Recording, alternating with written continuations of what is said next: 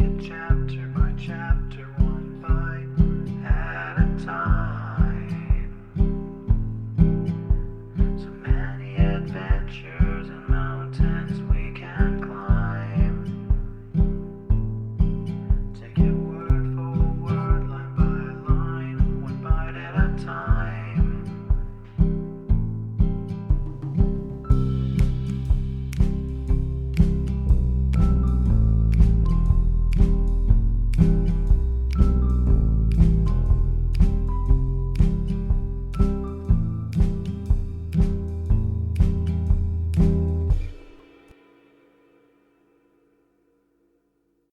Welcome to Bite at a Time Books, where we read you your favorite classics one bite at a time.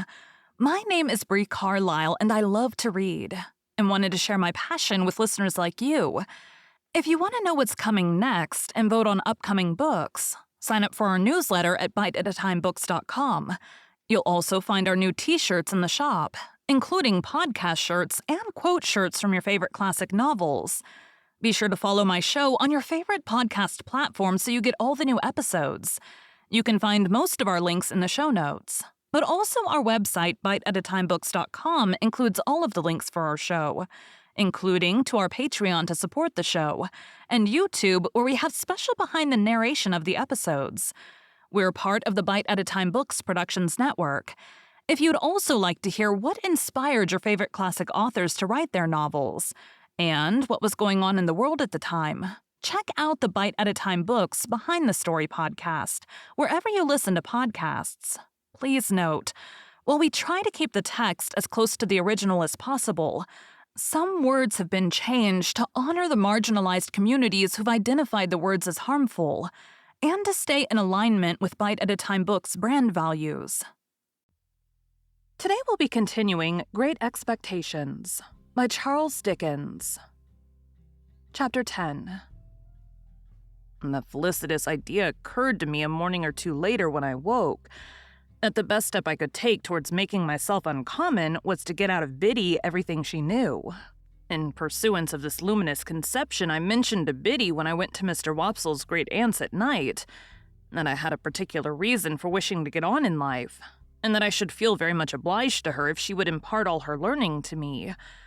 Biddy, who was the most obliging of girls, immediately said she would, and indeed began to carry out her promise within 5 minutes. The educational scheme or course established by Mr. Wopsle's great-aunt may be resolved into the following synopsis. The pupils ate apples and put straws down one another's backs, until Mr. Wopsle's great-aunt collected her energies and made an indiscriminate totter at them with a birch rod. After receiving the charge with every mark of derision, the pupils formed in line and buzzingly passed a ragged book from hand to hand. The book had an alphabet in it, some figures and tables, and a little spelling. That is to say, it had once. As soon as this volume began to circulate, Mr. Wopsle's great-aunt fell into a state of coma, arising either from sleep or rheumatic paroxysm. The pupils then entered among themselves upon a competitive examination on the subject of boots, with the view of ascertaining who could tread the hardest upon whose toes. This mental exercise lasted until Biddy made a rush at them and distributed 3 defaced Bibles, shaped as if they had been unskillfully cut off the chump end of something, more illegibly printed at the best than any curiosities of literature I have since met with, speckled all over with iron mold and having various specimens of the insect world smashed between their leaves. This part of the course was usually lightened by several single combats between Biddy and refractory students. When the fights were over, Biddy gave out the number of a page, and then we all read aloud what we could, or what we couldn't, in a frightful chorus. Biddy leading with a high, shrill, monotonous voice, and none of us having the least notion of, or reverence for, what we were reading about. When this horrible din had lasted a certain time, it mechanically awoke Mr. Wopsle's great-aunt, who staggered at a boy fortuitously, and pulled his ears. This was understood to terminate the course for the evening, and we emerged into the air with shrieks of intellectual victory. It is fair to remark that there was no prohibition against any pupil's entertaining himself with a slate or even with the ink, when there was any, but that it was not easy to pursue that branch of study in the winter season on account of the little general shop in which the classes were holden, and which was also Mr. Wopsle's great-aunt's sitting room and bedchamber, being but faintly illuminated through the agency of one low-spirited dip candle and no snuffers. It appeared to me that it would take time to become uncommon under these circumstances. Nevertheless, I resolved to try it. And that very evening, Biddy entered on our special agreement by imparting some information from her little catalog of prices, under the head of moist sugar, and lending me to copy at home a large old English D, which she had imitated from the heading of some newspaper, and which I supposed, until she told me what it was, to be a design for a buckle. Of course, there was a public house in the village, and of course Joe liked sometimes to smoke his pipe there. I had received strict orders from my sister to call for him at the Three Jolly Bargemen that evening, on my way from school, and bring him home at my peril. To the Three Jolly Bargemen, therefore, I directed my steps. There was a bar at the Jolly Bargemen with some alarmingly long chalk scores in it on the wall at the side of the door, which seemed to me to be never paid off. They had been there ever since I could remember, and had grown more than I had. But there was a quantity of chalk about our country, and perhaps the people neglected no opportunity of turning it to account. It being Saturday night, I found the landlord looking rather grimly at these records. But as my business was with Joe and not with him, I merely wished him good evening, and passed into the common room at the end of the passage, where there was a bright large kitchen fire, and where Joe was smoking his pipe in company with Mr. Wopsle and a stranger. Joe greeted me as usual with, "Hello, Pip, old chap." And the moment he said that, the stranger turned his head and looked at me. He was a secret-looking man whom I had never seen before. His head was all on one side, and one of his eyes was half shut up, as if he were taking aim at something with an invisible gun.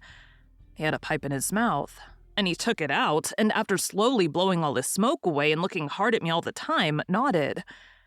So I nodded, and then he nodded again, and made room on the settle beside him that I might sit down there. But as I was used to sit beside Joe whenever I entered that place of resort, I said, "No thank you, sir," and fell into the space Joe made for me on the opposite settle. The strange man, after glancing at Joe and seeing that his attention was otherwise engaged, nodded to me again when I had taken my seat, and then rubbed his leg, in a very odd way, as it struck me. "You was saying," said the strange man, turning to Joe, "that you was a blacksmith." "Yes, I said it, you know," said Joe. "What do you drink, mister? You didn't mention your name, by the by." Joe mentioned it now, and the strange man called him by it. "What do you drink, Mr. Gargery, at my expense to top up with?" "Well," said Joe, "to tell you the truth, I ain't much in the habit of drinking at anybody's expense but my own." "Habit? No," returned the stranger. "But once in a way, and on a Saturday night, too. Come, put a name to it, Mr. Gargery." "I wouldn't wish to be stiff company," said Joe. "Rum." "Rum," repeated the stranger. "And will the other gentleman originate a sentiment?" "Rum," said Mr. Wopsle. "3 rums," cried the stranger, calling to the landlord. "Glasses round." "This other gentleman," observed Joe by way of introducing Mr. Wopsle, "is a gentleman that you would like to hear give it out. Our clerk at church." "Aha," said the stranger quickly and cocking his eye at me. "The lonely church right out on the marshes with graves round it." "That's it," said Joe. The stranger, with a comfortable kind of grunt over his pipe, put his legs upon the settle that he had to himself. He wore a flapping, broad-brimmed traveler's hat, and under it a handkerchief tied over his head in the manner of a cap, so that he showed no hair. As he looked at the fire, I thought I saw a cunning expression, followed by a half-laugh, come into his face. "I'm not acquainted with this country, gentlemen, but it seems a solitary country towards the river." "Most marshes is solitary," said Joe. "No doubt, no doubt. Do you find any gypsies now, or tramps, or vagrants of any sort out there?" "No," said Joe. "None but a runaway convict now and then, and we don't find them easy, Mr. Wopsle?" Mr. Wopsle, with a majestic remembrance of old discomfiture, assented, but not warmly. "Seems you've been out after such?" asked the stranger. "Once," returned Joe. "Not that we wanted to take them, you understand. We went out as lookers-on, me and Mr. Wopsle and Pip. Didn't us, Pip?" "Yes, Joe." The stranger looked at me again. still cocking his eye as if he were expressly taking aim at me with his invisible gun, and said, "He's a likely young parcel of bones, that. What is it you call him?" "Pip," said Joe. "Christened Pip?" "No, not christened Pip." "Surname Pip?" "No," said Joe. "It's a kind of family name what he gave himself when an infant and is called by. Son of yours?" "Well," said Joe meditatively, not, of course, that it could be in anywise necessary to consider about it, but because it was the way at the Jolly Bargeman to seem to consider deeply about everything that was discussed over pipes. "Well, no. No, he ain't." "Nevy," said the strange man. "Well," said Joe, with the same appearance of profound cogitation, "he is not, no, not to deceive you, he is not my nevy." "What the blue blazes is he?" asked the stranger, which appeared to me to be an inquiry of unnecessary strength. Mr. Wopsle struck in upon that, as one who knew all about relationships, having professional occasion to bear in mind what female relations a man mayn't not marry, and expounded the ties between me and Joe. Having his hand in, Mr. Wopsle finished off with a most terrifically snarling passage from Richard III, and seemed to think he had done quite enough to account for it when he added, "As the poet says." And here I may remark that when Mr. Wopsle referred to me, he considered it a necessary part of such reference to rumple my hair and poke it into my eyes. I cannot conceive why everybody of his standing who visited at our house should always have put me through the same inflammatory process under similar circumstances. Yet I do not call to mind that I was ever in my earlier youth the subject of remark in our social family circle. But some large-handed person took some such ophthalmolic steps to patronize me. All this while, the strange man looked at nobody but me, and looked at me as if he were determined to have a shot at me at last, and bring me down. But he said nothing after offering his blue blazes observation until the glasses of rum and water were brought, and then he made his shot, and a most extraordinary shot it was. It was not a verbal remark, but a proceeding in dumb show, and was pointedly addressed to me. He stirred his rum and water pointedly at me, and he tasted his rum and water pointedly at me, and he stirred it and he tasted it, not with a spoon that was brought to him, but with a file. He did this so that nobody but I saw the file, and when he had done it, he wiped the file and put it in a breast pocket. I knew it to be Joe's file, and I knew that he knew my convict the moment I saw the instrument. I sat gazing at him spellbound, but he now reclined on his settle, taking very little notice of me and talking principally about turnips. There was a delicious sense of cleaning up and making a quiet pause before going on in life afresh, in our village on Saturday nights, which stimulated Joe to dare stay out half an hour longer on Saturdays than at other times. The half hour and the rum and water running out together, Joe got up to go and took me by the hand. "Stop half a moment, Mr. Gargery," said the strange man. "I think I've got a bright new shilling somewhere in my pocket, and if I have, the boy shall have it." He looked it out from a handful of small change, folded it in some crumpled paper, and gave it to me. "Yours," said he. "Mind, your own." I thanked him, staring at him far beyond the bounds of good manners and holding tight to Joe.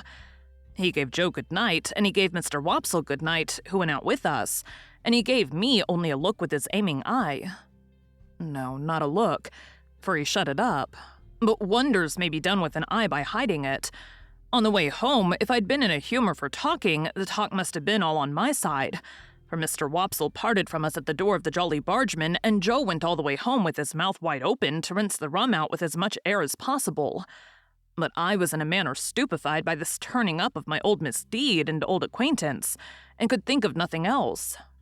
My sister was not in a very bad temper when we presented ourselves in the kitchen, and Joe was encouraged by that unusual circumstance to tell her about the bright shilling. "A bad 'un, I'll be bound," said Mrs. Joe triumphantly, "or he wouldn't have given it to the boy. Let's look at it." I took it out of the paper, and it proved to be a good one. "But what's this?" said Mrs. Joe, throwing down the shilling and catching up the paper. "2 1-pound notes?" Nothing less than 2 fat, sweltering 1-pound notes that seemed to have been on terms of the warmest intimacy with all the cattle markets in the county. Joe caught up his hat again and ran with them to the Jolly Bargeman to restore them to their owner. While he was gone, I sat down on my usual stool and looked vacantly at my sister, feeling pretty sure that the man would not be there.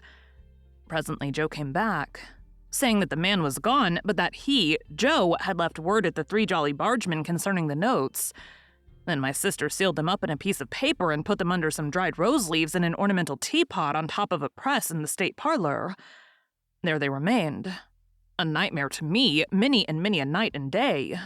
I had sadly broken sleep when I got to bed, through thinking of the strange man taking aim at me with an invisible gun, and of the guiltily coarse and common thing it was to be on secret terms of conspiracy with convicts, a feature in my low career that I had previously forgotten. I was haunted by the file, too. A dread possessed me that when I least expected it, the file would reappear. I coaxed myself to sleep by thinking of Miss Havisham's next Wednesday, and in my sleep, I saw the file coming at me out of a door without seeing who held it, and I screamed myself awake. Thank you for joining Bite at a Time Books today, while we read a bite of one of your favorite classics.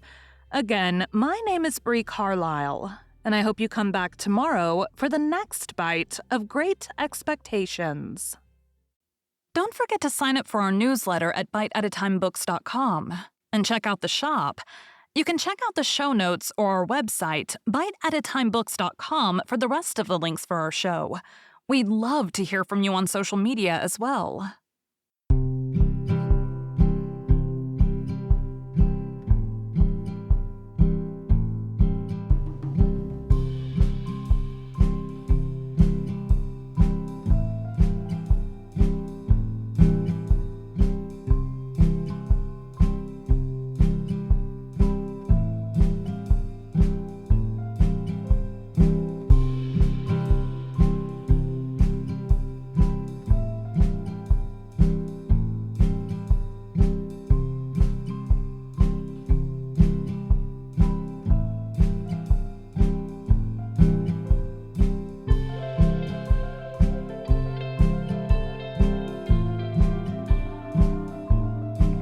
Take a look in the book and let's see what we can find.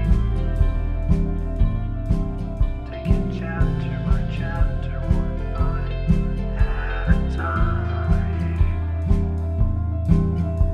So many adventures and mountains we can climb. Take it word for word, line by line, one bite at a time.